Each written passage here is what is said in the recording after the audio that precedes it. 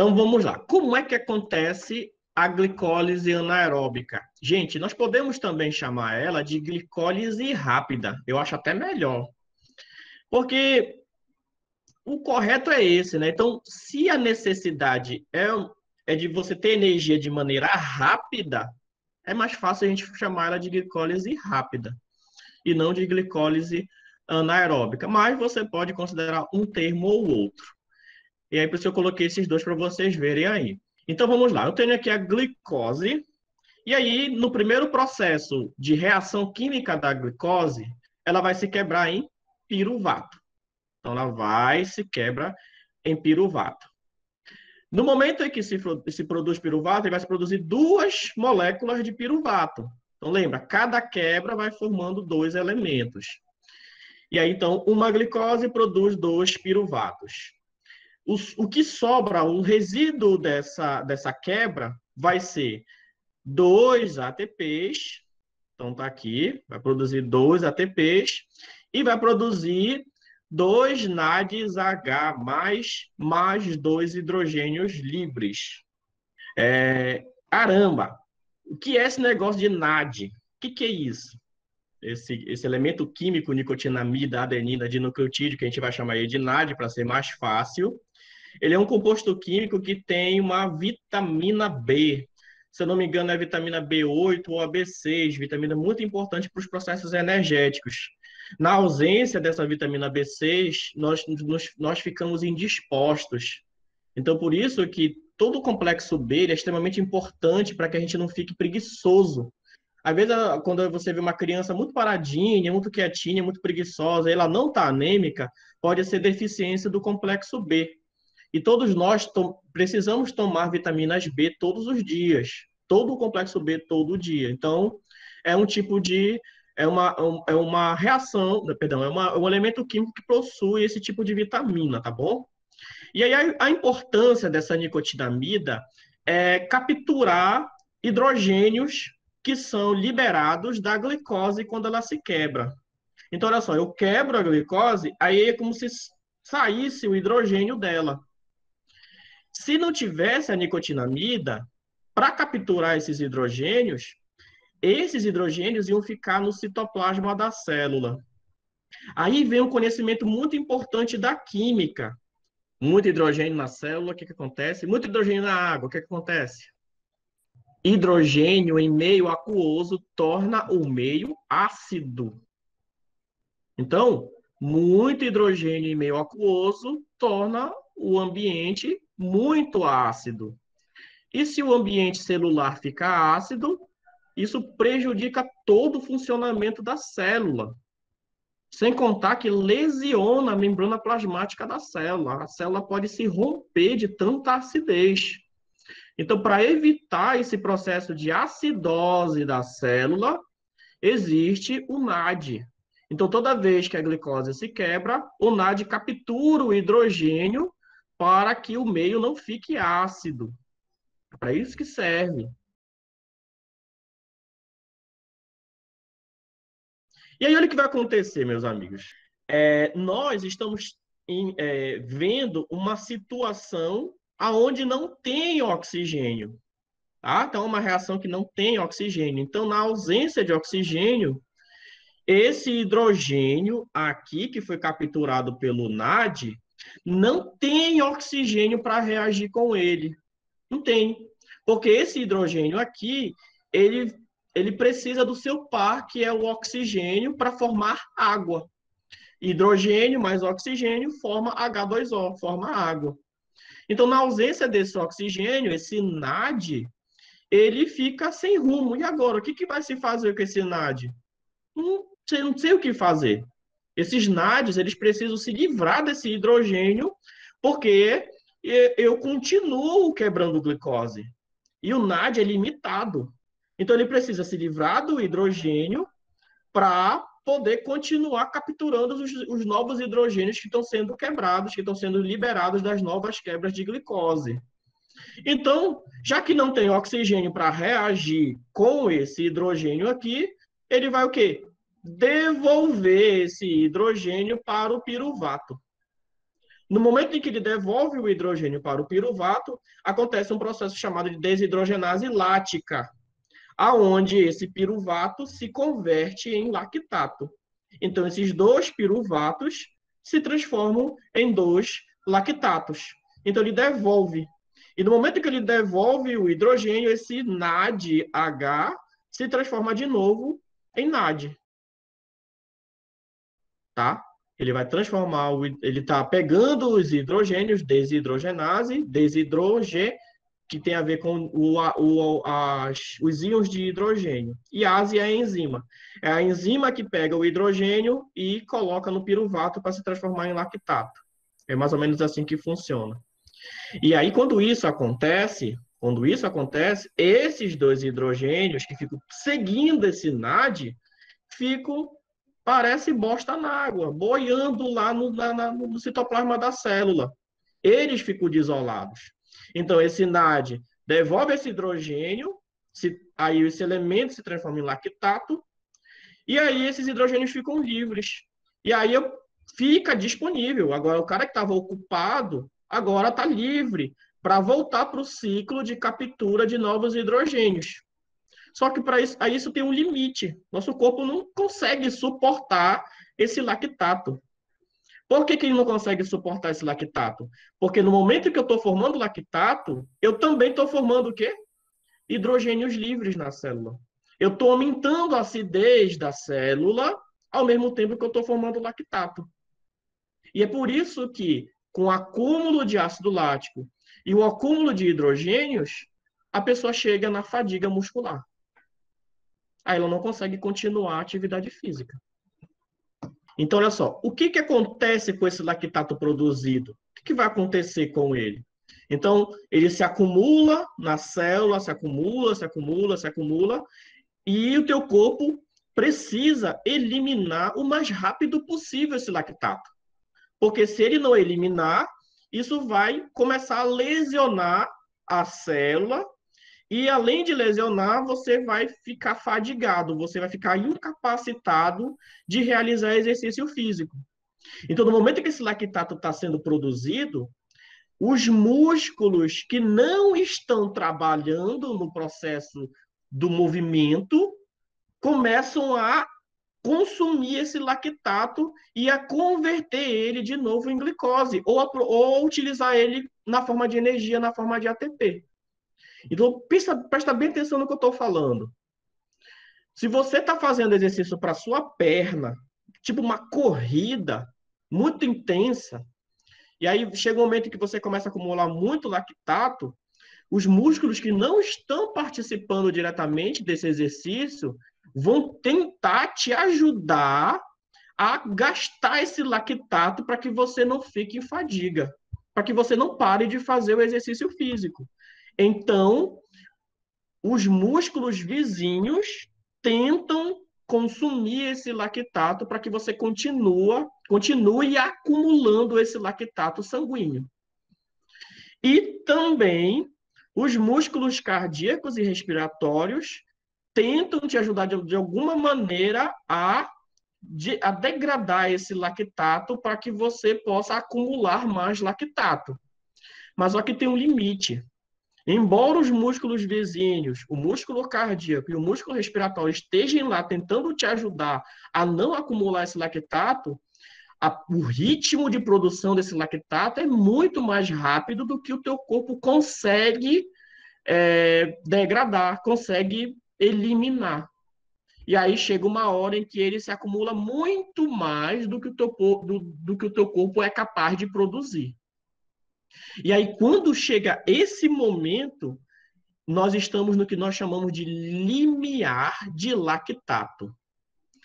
Esse limiar de lactato quer dizer o seguinte, é o quanto que você suporta de lactato no teu corpo. Quando chega esse momento do limiar, você não consegue mais fazer exercício físico. Você não consegue, você tem que parar. Aí você desiste da atividade física. Chega a fadiga. Vou explicar melhor agora. Olha lá. Então, tanto o músculo cardíaco como os músculos vizinhos e os músculos respiratórios, eles vão tentar tamponar o lactato que você fica acumulando. Ele tenta tamponar. Tamponar é isso, é transformar o lactato em energia. Só que vai se acumulando tanto lactato, e aí a energia produzida é tão pequena que aí a acidez na célula aumenta muito, ou seja, o pH baixa demais. O teu músculo não suporta esse nível de acidez intracelular e aí ele chega no processo de fadiga. É nesse momento em que esse acúmulo de lactato gera o processo de cansaço físico, processo de que você não consegue mais fazer aquela atividade física. E aí, no momento que você está descansando, que você está respirando, esse lactato começa a ser tamponado com mais facilidade, porque tu parou de acumular lactato, tu entendeu? Aí você parou, você para de acumular lactato.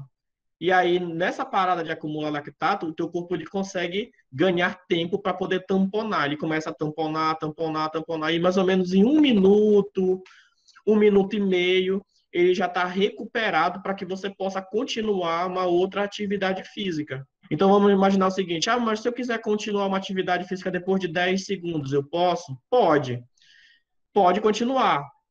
Você ganhou um tempo de tamponamento, mas você não tamponou tudo. Então você pode continuar, mas só que ainda tem lactato acumulado. Agora, as lesões que você sofreu durante esse acúmulo, isso você não recupera logo, depois de 1 minuto, depois de 2 minutos. Você vai levar dias para recuperar. Então, você que é sedentário, vai fazer uma corrida, às vezes você vai ficar a semana inteira com dor. Essa dor que você está sentindo, ela são lesões musculares que você sofreu pelo acúmulo de lactato e pelo hidrogênio que estava na célula. Então, essa acidez, esses hidrogênios livres, eles começaram a gerar microlesões nas tuas fibras musculares. E você, dependendo da intensidade do exercício que você faz, você leva 2 dias, 4 dias, 10 dias para poder recuperar esse músculo lesionado. Isso é ruim? Não. É assim que tem que ser. Para que você evolua, para que você melhore, para que os seus músculos fiquem mais fortes e maiores, você tem que lesionar. O lactato, ele é o queridinho para quem quer performance. Então, a gente tem que suportar o lactato para que a gente possa melhorar o nosso condicionamento físico. Sem lactato não existe melhoria no condicionamento físico. Então, a gente tem que lesionar mesmo. Agora, não entenda que o lactato, eu estou com dores há 2 dias, 3 dias, eu ainda estou com lactato no corpo. Não, não tem lactato mais no seu corpo. No momento que você descansa, rapidamente esse lactato é tamponado. Rapidamente. Mas o que fica é as lesões causadas pelos hidrogênios liberados pelo lactato, pela acidez. Essa acidez lesiona a tua fibra e aí isso vai demorar alguns dias para poder cicatrizar. E aí, quando cicatrizar, você lesiona de novo. Aí cicatrizou, lesiona de novo, e aí tu fica esse ciclo sem fim. E aí, quando você vê, você já está em alto rendimento, você já é uma pessoa que está correndo quilômetros e quilômetros sem parar. Então vamos lá, gente. Então, o lactato, como eu falei para vocês, ele é uma fonte valiosa de energia que se acumula com exercício físico intenso. Então, por mais que você faça exercício físico intenso e esse lactato se acumule, ele não vai ser um resíduo que será jogado fora depois. Não. No momento em que você tem oxigênio suficiente, ou seja, no teu momento de descanso, que você puder respirar calmamente e tudo mais, esse lactato ele vai ser utilizado como fonte de energia. Ou quando você diminui o teu ritmo de exercício. Então, tu tá fazendo uma atividade física muito intensa, aí você diminui o ritmo. Nessa hora que você diminui o ritmo de intensidade, aí você possibilita também que esse lactato seja tamponado. E aí o que acontece, gente? existe o ciclo de Cori, que é justamente o ciclo de reaproveitamento do lactato produzido. Deixa eu mostrar aqui para vocês. Olha lá, o músculo está aqui, e aí dentro da fibra muscular está acontecendo todo esse processo que eu falei para vocês. Produzir o lactato, ó. O lactato é jogado para as veias e é levado para o fígado. Lá no fígado, este lactato vai ser convertido em piruvato, glicose e glicogênio, tá? E aí, este glicogênio é levado para as artérias.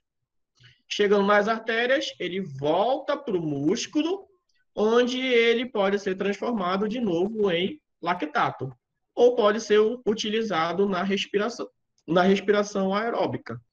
Então, este ciclo, chamado ciclo de Cori, é o ciclo que reutiliza o lactato para se transformar de novo em glicose. Então, o lactato, ele não é um resíduo jogado fora.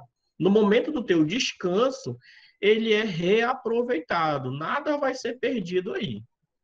Sendo assim, né, quando o oxigênio é suficiente ou quando o ritmo da atividade física diminui, este lactato se transforma em piruvato e depois ele vai para a cadeia respiratória, ou seja, para a respiração aeróbica, aonde ele vai ser totalmente transformado em ATP, de uma forma mais calma, de uma forma mais lenta. É assim que vai acontecer. Então, isso só acontece quando o ritmo diminui ou quando o oxigênio é suficiente. E aí, agora, bora entender como é que acontece o acúmulo de lactato em pessoas treinadas e pessoas não treinadas. Eu tenho aqui um atleta de maratona, ou seja, ele realiza atividade física de longa duração, e aqui eu tenho uma pessoa que é sedentária. Eu coloquei só um exemplo aqui para vocês associarem. Aqui eu tenho a concentração de lactato e aqui eu tenho a intensidade da atividade física. Intensidade. Então, por exemplo, aqui 25% é uma intensidade leve. 50%, uma atividade moderada. 75% é uma atividade intensa. E 100% é uma atividade máxima. Então, isso aqui é os níveis de intensidade física. Olha o que acontece quando a pessoa não é treinada.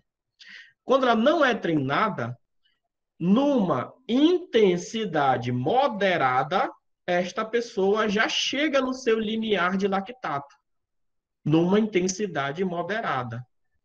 Observe então. Então, uma pessoa não treinada, só dela realizar uma atividade moderada, ela já alcança o limiar de lactato dela. E aí, quando chega em uma atividade intensa e máxima, olha para onde que sobe esse acúmulo de lactato. Olha para onde é que vai. Agora imagina a pessoa treinada. Ela só vai atingir o limiar de lactato dela se a atividade física for intensa. Então, ninguém que é treinado atinge o seu limiar de lactato em atividades moderadas. Somente se a atividade for uma atividade intensa ou superior à intensidade, até chegar na atividade máxima. Então, é assim que vai acontecer. E aí, quando tanto não treinado quanto o treinado chegam nesse limiar de lactato máximo aqui, olha o que vai acontecer. Acontece um acúmulo muito alto de NADH, como eu tinha explicado para vocês. Como são muitos NADH e não tem oxigênio suficiente, esses NADH não conseguem retirar esse hidrogênio e levar para a mitocôndria, não consegue. Então, eles precisam ser levados, olha só, e devolvidos para o piruvato para formar o lactato. Chegou no limiar de lactato, acumula muito NADH, como não tem oxigênio suficiente, ele devolve para o piruvato e o piruvato transforma isso em lactato. Agora, se for uma comparação de um velocista com uma pessoa não treinada, Então aqui é atividade de alta intensidade comparado a uma pessoa sedentária. Então, atletas de potência alcançam frequentemente os níveis sanguíneos de lactato 20 a 30% mais altos do que uma pessoa não treinada. Se você pratica atividades físicas de alta intensidade, você suporta até 30% a mais de lactato do que uma pessoa não treinada. Então, quem suporta mais lactato?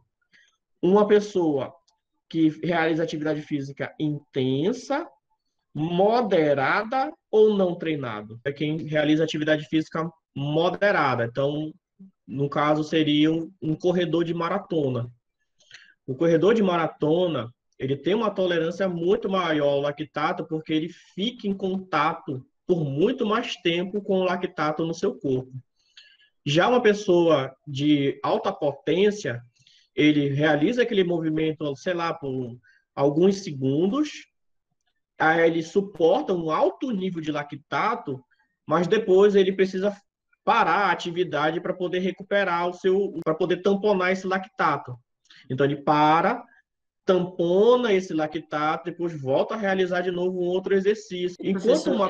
Enquanto quem realiza uma atividade física moderada, tipo uma maratona em si, ele vai acumulando devagarinho aquele lactato, vai acumulando, mas ele vai ficando com ele por horas e horas no seu organismo, até que ele faça aquele sprint final.